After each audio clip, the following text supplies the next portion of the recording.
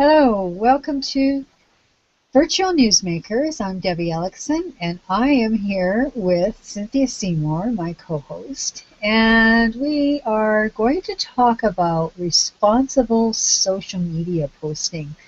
And this is a subject that came up very recently in the last couple of days because here in Canada, in Eastern Canada, we've had a very small city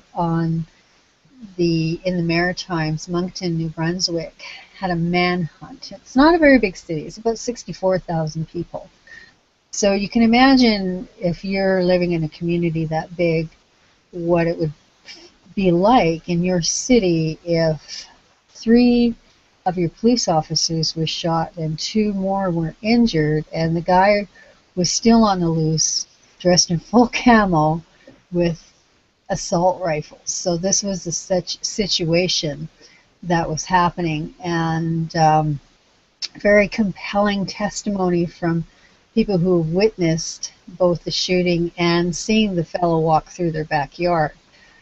So one of the issues that came up with the press conferences with the police force, and this was in the thick of things, and this was a 2-day manhunt. They couldn't find him they found him yesterday. They finally apprehended him yesterday. But when the police were doing the press conference, and they were pleading with the residents not to tweet out their location. So if they were hunting for the guy in their particular neighborhood or in their backyard, if they took a picture or if they took a video of it, to hold off and not to share that information on social media, because that would impede with the investigation. They figured that, well, if everybody else is on social media, this 24-year-old that they were trying to apprehend would probably be able to keep track of the investigation that way too. And that brings up an interesting point, because it is our first compulsion when we see something happening to share it right away. So when there is something like that going on in your community, how do we stop ourselves from doing that? But yet, on the other hand, there's another example in Canada as well, where social media was used to help law enforcement find perpetrators. So if you recall, when the Boston Bruins won the Stanley Cup back in 2011 in Vancouver, well, let's face it, Canada is hockey central, so the people of Vancouver were not very happy that the Boston Bruins won. I was, because I've always been a Bruin fan. But anyway, when the game ended, the streets, it was shocking to watch this live on TV. This vibrant city, it's the 3rd largest city in the country, and this city was under a riot. People were rioting in the streets outside of the arena and smashing windows and doing all sorts of things. That it just was shocking to see this. And of course, a lot of this is probably mob mentality, how people get sucked into doing the things that other people are doing when they wouldn't necessarily do it. But it was very interesting to see a Facebook page go up, and people were posting these perpetrators' photographs, so that and asking people to identify who the people were in the photographs, so that the cops could go and arrest them. It was really amazing. If you Google, I think I have the links in here. So it's really amazing. There's 2 levels of using social media for law enforcement. So Cynthia, do you have a couple of examples in your end of the woods? And I mean, how do we even flush out this conversation?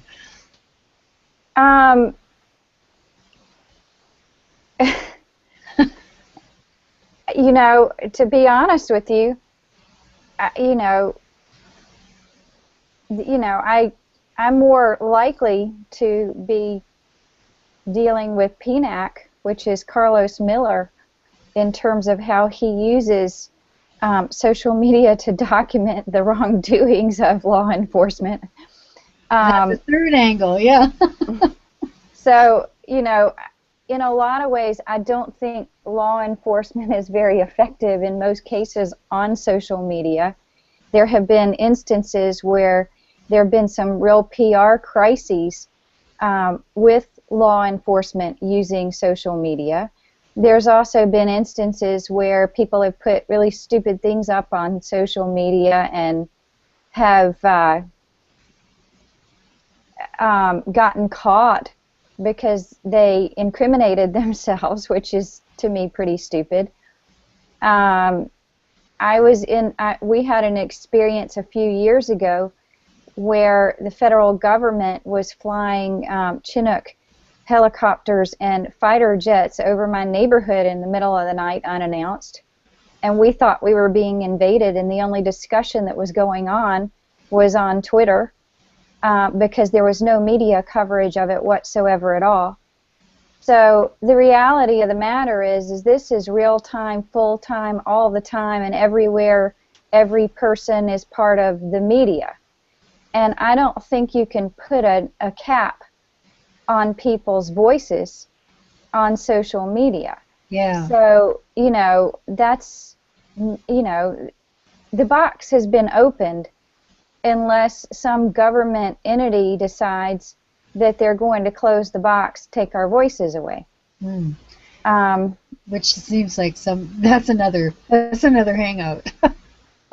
Yeah, that's definitely another hangout. And to be really honest with you, you know, I don't think you can cap the voices. I mean, they're trying to desperately in other countries, like Turkey is a good example, and Venezuela is another example where they're trying to keep people from talking about what's going on by shutting down the gateways, if you will, to having internet access or access to Twitter or access to YouTube. And these are huge, to me, those are violations of what I think should be universal civil rights, but, you know, Yeah. I don't know. Well, I guess there's an example similar to what happened in Moncton if we went to Boston during the Boston bombings, where they were having a manhunt for that one individual, and so people obviously were taking to social media and talking about it then. But I guess it comes down to you have to measure each situation, and Right. when there is a manhunt, because people were tweeting out the location and which could have put more lives at Well, risk. on the other I guess it comes hand, down to the Boston possibility. bomber was caught because people posted their photographs. That's true. He was actually caught because there were an infinite number of eyeballs on the street that were capturing what was going on around them. And he wouldn't have been caught. He was caught by a guy's photograph from Florida who Yeah, happened to be there. that's true, and I think that's part of this discussion because you know when you get a directive from a police force to not post stuff on social media, there's no enforcement of that. But what did happen is the people that did post stuff, they got beat up on by the other people who said, well, you should be listening to the police. So it's an interesting conversation. It's an interesting, but you're right. It's I think the I same would thing be happened more. in Vancouver. You actually use this, you can use it for good or evil, I guess. Yeah, I think that's really what it boils down to is, are you using this for good or evil?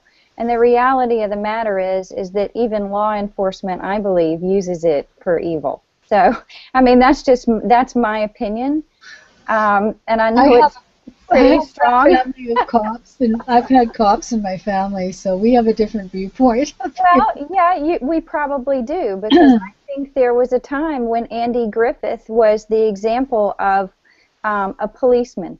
And I think now men with dogs, and taking too much testosterone and tasering people in their own homes, to me, is more of an issue. So, I mean, the reality of what law enforcement is today versus 20, 30, 40 years ago is an entirely different reality.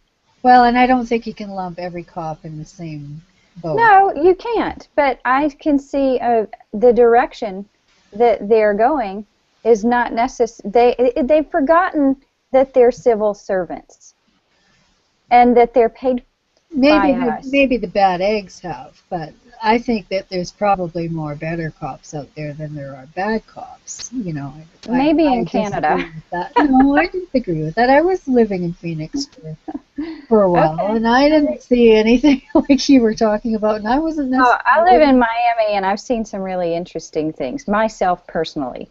So, yeah, I have been personally bullied by law enforcement. Yeah, I know you have, yes. Yeah. Whereas anywhere I've been, I haven't necessarily seen that. I mean, there certainly have been some bad eggs, and you get that with every department, but I don't think that is the norm. So, but anyway, back to the discussion on the social media aspect of it. It's interesting how you can, in all the other cities but Miami, where you... And I guess if you look at the size of a community, that probably plays an impact on it too, because a center that's 64,000 people versus a city like Phoenix, it's 5 million people. You kind of get a different perspective on how law enforcement, and it probably varies how, like you say, how law enforcement is engaged in these places. They do use, a lot of the departments do use Twitter particularly as a kind of like a broadcast to tell the residents what's happening as they can tell it. But well, that's a smart way to use it. In fact, 2 days ago, Google, or less than a week ago, Google announced that they're going to be partnering, if you will, with Twitter to have a stream of public announcements or public disaster alerts as part of updates within Google. So I think that's a really interesting. To me, that folding in of two platforms to try to keep people informed, I think is a really interesting use of social media. If the police are using this to keep people informed instead of not informed, then I think that's a good use of social media. And that's what a lot of these, I know from up here, particularly the savvy ones, I haven't looked on the Edmonton site or Calgary site to see how they're using theirs, but I think it all depends on how like you say, how savvy each individual department is. And but Moncton was saying that they were using, because you'd have to be living under a rock if you were in any organization and didn't realize that people are going to talk in these platforms. So if you have something, if you want to keep a situation under control and you want to and the only way to keep it under control is to broadcast what you know about it at the time and keep people updated. And this is the platform you would do it in, because this is the platform they're going to be talking in anyway. So one of the things in these press conferences that the Moncton Police Force did was they also said, please follow our Twitter handle so that we will keep you posted on what's happening. So yes, I think it's great that I think more agencies should be doing this. Yeah, Twitter's a phenomenal place for breaking news, and if Google is folding in into a public alert system this Twitter situation, I think that is an amazing collaboration of two platforms, because both, it's one recognizing the reach, the real-time reach of the other. And to me, that's where people are going for real-time news. They're not going to any of the news stations, for real-time news at this point. Well, unless I happen to have the TV on, and let's face it, I mean, I'm a media junkie and I'm a political junkie and all of that. So even when it's ad nauseum the same bloody story, 3 stations across, and you can't get a different angle on it, and you just got Pundit City talking, I still tend to watch sometimes until I get tired of the same drib. But and then they all have the scrolls underneath and some of the other stuff that's going on. So I'll watch it, and you see the same stories. But I tell you, breaking news is no longer breaking news in traditional media, because especially if you're watching a couple of these stations, it's like every single story is breaking news. And I'm sorry, if something's breaking, it's breaking news when it first happens, but when you're still calling it breaking news and it happened at 8 o'clock in the morning and you're still calling it breaking news at 8 o'clock at night, I'm sorry, it's no longer breaking news. It was not breaking news after 8 o'clock in the morning. So that's a misused thing. So, but I have to say that unless I'm watching the TV and something really happens, I get my news feed as I have my social media platforms open all the time. Like I have Facebook open right now, and I've got Twitter open. So when something happens, it comes in my Facebook feed like now, and I thought, oh wow, and then I'll go to Google, and then I'll go to the news stations to see if they're talking about it yet, and they have a report on it yet. So you're right, we're using these platforms for real-time news, and if it just happened and you can't find it on any platform, usually you'll find it on Twitter.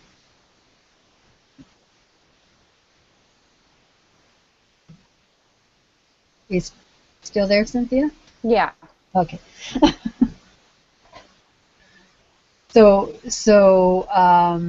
Anyway, I love that we're using these platforms, and I think, do you think that there's more acceptance of it now, like from your perspective down there, from the media's as well, that there's more acceptance that, okay, we might as well get used to. Yeah, absolutely. I think they're running scared. They're like, holy moly, this isn't a joke. It's not a fad. We've got to get up to speed. Anyone that's not willing to, you need to be put out to pasture. Everyone else who wants to be a part of this needs to get it together. The newscasters all have Twitter accounts. The journalists have Twitter accounts. People in the public relations industry are now connecting with all of these people and developing relationships using social media. Mm-hmm. So yeah, I do think that this is a viable source. The difference is that now you've got a complete cacophony of voices. Some that maybe are worthy of being voices in terms of actual journalism, and others who, may just be part of the noise, and now you've got this situation where suddenly everybody wants to put their voices in, and that can be good and that can be bad, and I'm seeing a lot of disrespect happening using social media as well. And you were talking about Rob Cairns earlier.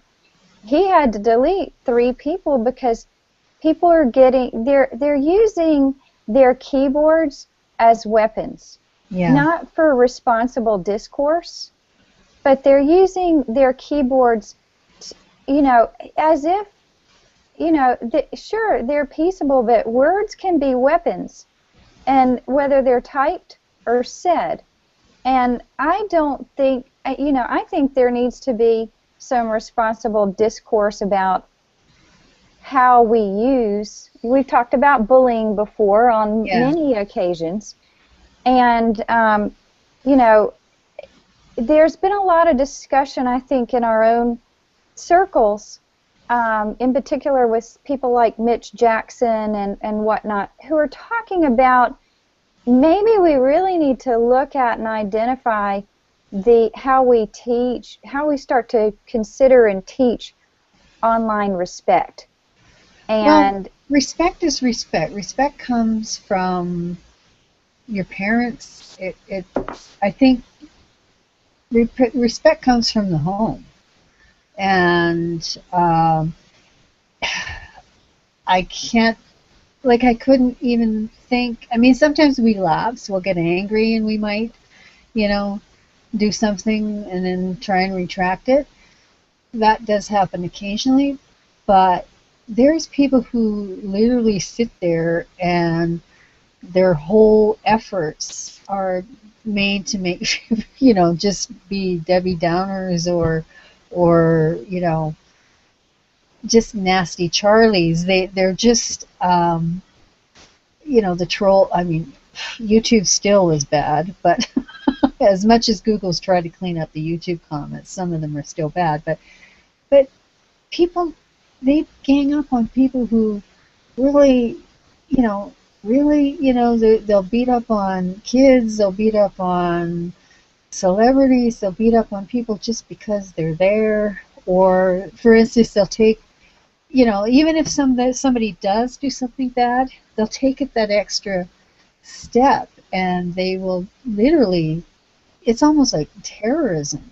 I think it's extreme cowardice, because they can hide behind an avatar and think that they can be ugly to other people and get away with it. And I don't know why they get off on it, but I am hoping and wishing that every single social media platform would start to give us the ability to block and shut We people. have that ability. But it's not easy, and people don't do it. It's not easy to do that on a lot of the platforms. And so then people get on these platforms, they don't know how to shut out the trolls, and they get victimized. I'll give you an example. I had somebody who was drunk texting me, sending me all these completely abusive, nasty, ugly text messages. And I had, you know, I showed my dad, and he was like, well, why don't you just block them? And we could not figure out how to block this person from my text messages. And, you know, really, I have zero intention of paying any attention to anyone who, you don't get to live rent-free in my space unless I choose for you to be there. So that's through mobile, you can't block them. Yeah, so that, you know, there needs to be, with these communications, we need the ability to shut the door and maintain our realm of people that we want around us. Yeah. And to be able to shut the gates to all those who don't deserve, because they're disrespectful, one molecule of our brain space. Well, I use, you know, because I live on a desktop and laptop, as well as, you know, a couple mobile devices. But when I want to really actually, I find it easier to go in and block and do all that kind of stuff from the desktop and the laptop. But, you know, certainly the social media platforms have made it easy to do this. I mean, I can block anybody I want off of YouTube, Google, Twitter, Facebook, any of these platforms, I can block them. LinkedIn is not necessarily as easy, but I find it's easy because I'm doing it from a desktop and a laptop. I don't know. I've never tried it. Well, that's actually very new, because LinkedIn, it was only a few months ago that they gave you the opportunity to block. Oh, okay. And Google Plus was really the first one that started, because it is a very public platform. They were the first ones that really gave you the opportunity not only to block, but to report. And this week, they gave us, and I posted this on my Google Plus stream, they gave us the opportunity to report very specifically on anyone who is exploiting children with their online content. Right. So the reality of the matter is they're getting they're getting much more sophisticated finally about giving us the tools to police our communities, you know, and I think that's important, you know, to be able to say no, and I'm going to call you out on this kind of behavior. And that kind of brings the conversation full circle because, you know, along with responsibility in, okay, if you got somebody in your backyard doing something bad, you're going to take a picture of it and you're going to post it, or at least you're going to make sure you, well, if you don't call law enforcement to have that person removed, just like you have something removed off your walls, then that's kind of irresponsible. But on the other hand, you are responsible for your content. If it's your Facebook page, if it's your Twitter account, if it's your Google Plus account, you're responsible for what goes on your feed, and you don't, like Cynthia, you just said, you don't allow people to rent any space who are going to be trolls or who are going to be disrespectful. You know, I have a couple of things that I absolutely will not tolerate. There's some things I'll let them come up to the line a bit, but once they cross the line, and I mean, I'm fairly, you know, I'm certainly no goody two-shoes on my media, but but on the other hand, I'm not going to let people, and there is, I hate to say it, but there is certainly a large community here in Canada who hate Americans, and they won't post shit about Americans. Pardon my language, and I always laugh. Hey, we don't even acknowledge Canada at all. But I always laugh at that, you know, because I'm thinking to myself, okay, where do your apples come from? What TV shows did you watch lately? What kind of music are you listening to? Chances are, you know, some of those are American artists, but anyway. Right. But so I won't allow anybody to post any anti-American stuff on any of my platforms. That's cool. But I take responsibility. I mean, you can't necessarily control what other people say, but you can control it if it's in your space. And well, see, and that's the beauty of it, is now it goes both ways. And I think that the control over what we want in our social space is going to increase, as well as, you know, hopefully, as well as, you know, as these technologies get more sophisticated, I think we'll have those choices to say, you know what, I'm going to filter you out because you're not worthy of my social space. and I hate to be that way, but I'm growing more and more that way. And you know, it was interesting because Tanya Diaz, Muse, who we interviewed this past month, she's phenomenal, and she's gotten fed up because she gets so many trolls and so much negativity. And I'm like, you know, if they do not add, if there is no value add to those people, take them out. Get rid of them. Yeah. You know? Yeah. Bye-bye. And sometimes you have an idea, like when, like particular in Google Plus, when you get a notification that somebody's added you to a circle, you can hover over, and if they have no message underneath their name about who they are and what they do, I don't add them, you know, because I'm not going to click on every profile. But I do try to vet them a little bit before I add them, and same with some of the other media. So because I want the quality of my news feed, it's all about the quality of my news feed. I want to be able to curate stuff from my news feed so I can share it with other people. And, you know, that's how I get my news, is through these feeds. So if these people are not contributing, you know, information that I want to see, then I may or may not add them. But it's not to say that, it has to all be business and all be this. Right, right. Um, no one likes memes more than I do, especially Star Wars memes. But I mean, you control your feed and you decide. I think that's where the followers come from, and when you're following people is. But again, These are all shifts that are happening, though, because media is changing. yeah, And we've gone from mass media with the controlled, edited voices of the journalists to everybody with an iPhone or smartphone being able to be a photographer, so to speak. Maybe they're not a pro, or to be a videographer, or to report the news or see what's going on. So there's a responsibility, I think, that people need to take on, like, okay, you know what, as a responsible citizen, if I see something going wrong, maybe I should, document that and let people know about this. And, that, to me, there's a responsibility in that. Okay, if we're all journalists, maybe we need to be responsible about what facts we're sharing, and maybe we need to do our background research before we share stuff that isn't true. exactly, and that's the part I love about the new media is that very thing. And you're right.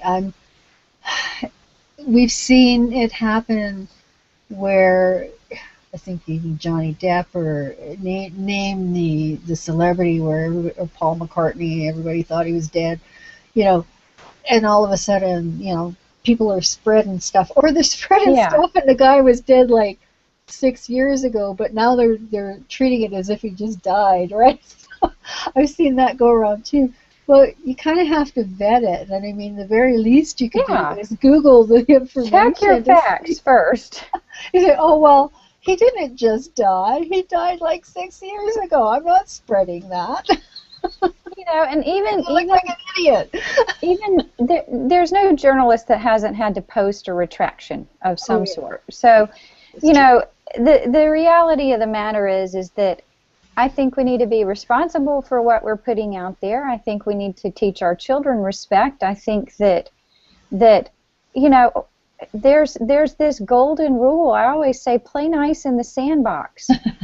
If we could use social media and learn how to play nice in the sandbox, I think amazing things would happen. I think Right. it's when we're throwing sand in each other's eyes and trying to, be the only one with the sand toys, or, you know, I don't even know. I hate to say this, pooping in the sandbox.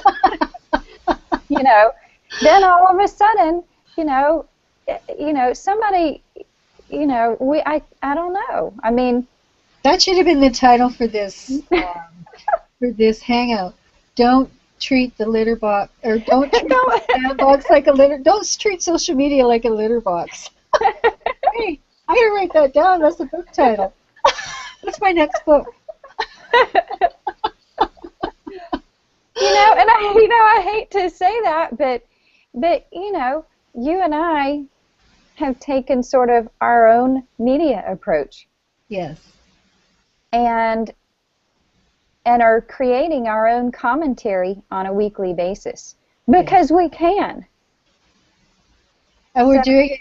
We're doing it. I hope we're doing it responsibly, because we do have an editorial guideline on what we Yes. want to talk about, and we've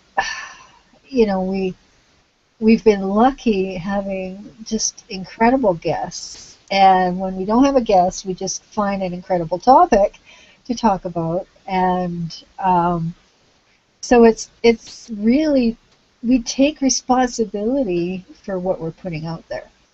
But our goal is to spread positive information about how everyday people can use media to their advantage, and how to take the disadvantages and turn them around. So, our goal is to help people who are using media or doing amazing things learn how to or see examples of people using media in ways to connect themselves with the rest of the world or what they're doing with the rest of the world. So we have a very specific mindset and goal with what we're doing. And I'd say that if we're going to offer a challenge of the week, and let's make it the challenge for the rest of your social media life, there's two things that cost absolutely nothing to do, and they can change somebody, strangers, even a friend, they can change somebody's life. Be kind and smile. Yeah, I would agree.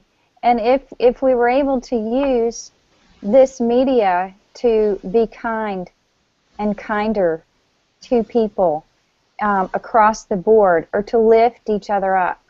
I have a friend whose dad is very sick right now, and he's reaching out to people in his own geographical internal network, but he's also gaining support from people who are virtual and far away. And so to me, there is a tremendous opportunity for us to step aside people who need to be lifted up, or the opportunity to lift someone up. You're right. It costs nothing to be nice in the sandbox. Nothing at all.